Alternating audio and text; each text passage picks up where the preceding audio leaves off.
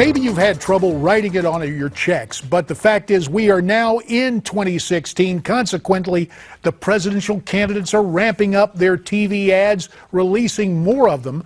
Of course, George W. Bush will be remembered for his stand against terrorism, so now his younger brother Jeb is trying to paint himself as the candidate best equipped to continue that tough fight. Take a look. Serious times require serious leadership. The last 7 years under President Obama have taught us that problems do not take care of themselves in the absence of American leadership. The United States should not delay in leading a global coalition to take out ISIS with overwhelming force. We are at war with radical Islamic terrorism. We have but one choice: to defeat it.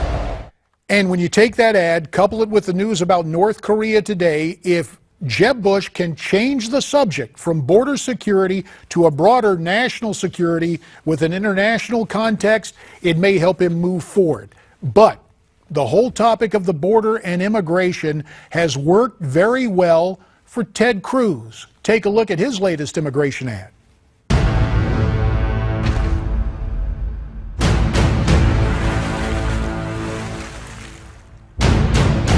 I understand that when the mainstream media covers immigration, it doesn't often see it as an economic issue.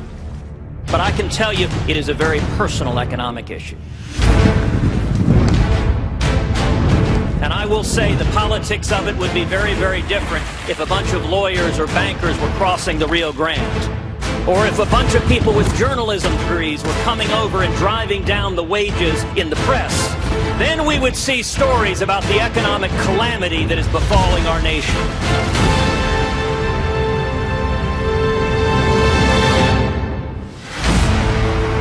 If I'm elected president, we will triple the Border Patrol. We will build a wall that works.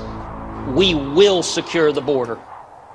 A different tack to talk about border security in terms of economic security as well as national security. Now, Marco Rubio has turned up the heat on Chris Christie in his ads, but now a new Christie ad has the governor turning the tables. Take a look. Do not be fooled. Any significant division within the Republican Party leads to the same awful result. Hillary Rodham Clinton, in January of 2017, taking the oath of office as President of the United States. This country cannot afford that outcome, and thus we Republicans have a duty, I believe a profound moral duty, to work together.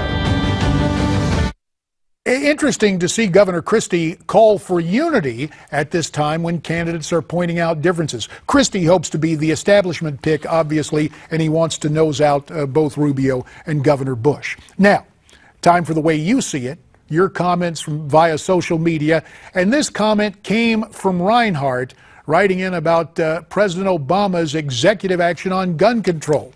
And he writes, how can anyone be surprised at the abuse of power by this president? Are your guests living in the USA? Oh, I can assure you our guests are living here. I think some, though, are taken aback by the president issuing that executive order.